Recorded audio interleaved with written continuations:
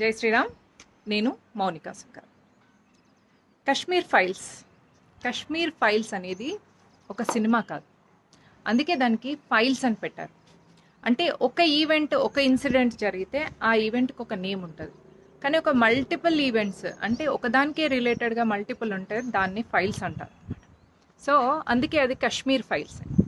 అదొక సినిమా కాదు, అదొక యథార్థంగా జరిగిన ఒక సంఘటన. అది ఎప్పుడో 800 సంవత్సరాల క్రితం ముఘళ్ళ టైంలో, తుర్కుల టైంలో జరిగింది కాదు, బ్రిటిష్ టైంలో జరిగింది అంతకంటే కాదు, మనం పుట్టాక అంటే మనం చిన్నపిల్లలుగా ఉన్న టైంలో జరిగిన ఇన్సిడెంట్ అది. సో మన జీవితకాలంలో జరిగింది మళ్ళీ మన జీవితకాలంలో జరగదా అని జరగదు అని అనుకోవడానికి లేదు. సో అక్కడ వాళ్ళు 1400 సంవత్సరాల నుంచి వెళ్ళి యుద్ధానికి రెడీగా ఉన్నారు. మన దగ్గర కనీసం డిఫెన్స్ మెకానిజం కూడా లేదు. డైరెక్టర్ దీనిలో అన్ని ఇన్సిడెంట్స్ని చూపించలేకపోయాడు, ఎందుకంటే అది ఈవెన్ ఏ సర్టిఫికెట్ కాదు కదా, వైలెన్స్ కిందకి వస్తుంది. అంటే అంత దారుణంగా జరిగాయి అన్నమాట. అక్కడ ఆడవాళ్ళని గన్నులతో కాల్చినట్టుగా సినిమాలో చూపించారు, కానీ ఎక్కడా ఏ ఆడదాన్ని కూడా గన్నుతో కాల్చినట్టుగా లేవు. వాళ్ళని చిత్రవధ చేసి నరకయాతన చేసి మరీ చంపినవి ప్రతి ఇన్సిడెంట్. అది ఏ కశ్మీర్ పండిట్ని మీరు అడిగినా, కశ్మీర్ నుంచి వెళ్ళి వచ్చేసిన కశ్మీర్ హిందువుని పండిత్ అని ఎందుకు తీసుకొచ్చారంటే ఒక గ్రూప్ ఆఫ్ పండిత్ని మాత్రం దారుణంగా చంపేశారు. కానీ అందులో చాలామంది క్రిస్టియన్స్ ఉన్నారు, సిక్కులు ఉన్నారు, కశ్మీర్ ఉన్న దళితులు ఉన్నారు, హిందూ దళితులు ఉన్నారు, హిందూలోని బ్రాహ్మణులు ఉన్నారు, అన్య మతస్థులు, నాన్ ఇస్లామిక్ పీపుల్ అందరూ ఉన్నారు అందులో.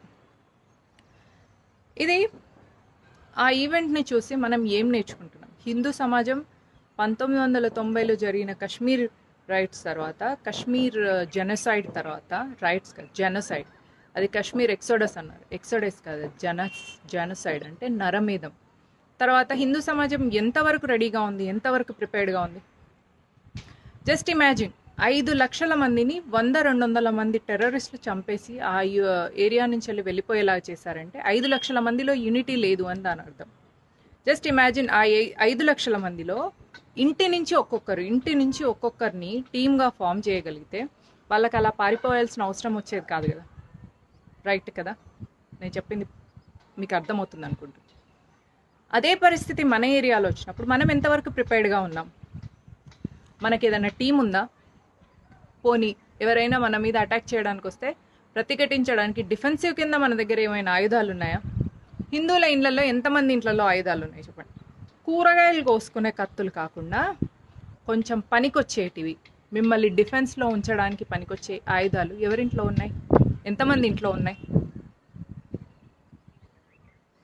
సో అట్లీస్ట్ ఈ టైంలో, సోషల్ మీడియా స్ట్రాంగ్ ఉన్న ఈ టైంలో హిందువులందరూ యునైట్ అవ్వాలి, హిందువులందరూ ఒక గ్రూప్గా ఫామ్ అవ్వాలి. కులాలు కశ్మీర్ పండితుల మీద జరిగింది కదా అని అనుకోకండి, అది కశ్మీర్ పండితుల మీద జరగలేదు, అది కశ్మీర్ హిందువుల మీద జరిగింది. అదొక నాగరికత మీద జరిగిన దాడి, అదొక సంస్కృతి సంప్రదాయాల్ని మట్టుమాయం చేయాలన్న ఉద్దేశంతో జరిగిన దాడి. సో వేకప్ హిందూస్, వేకప్, అలర్ట్గా ఉండండి. మీ ఏరియాలో మీరందరూ కలిసి ఒక గ్రూప్ ఫామ్ చేసుకోండి, మీ గ్రూప్తోని మీరందరూ కనెక్టెడ్గా ఉండండి. ఎప్పుడు ఒక్కరికి ఏ ప్రాబ్లం వచ్చినా కూడా మిగతా వాళ్ళందరూ రియాక్ట్ అయ్యేలాగా ఉండండి. డిఫెన్సివ్ కింద ఇంట్లో ఏమైనా ఆయుధాలు ఏకత్ర చేసుకోండి, తప్పులేదు. Learn from Kashmir Sagar. జై హింద్, జై శ్రీరామ్.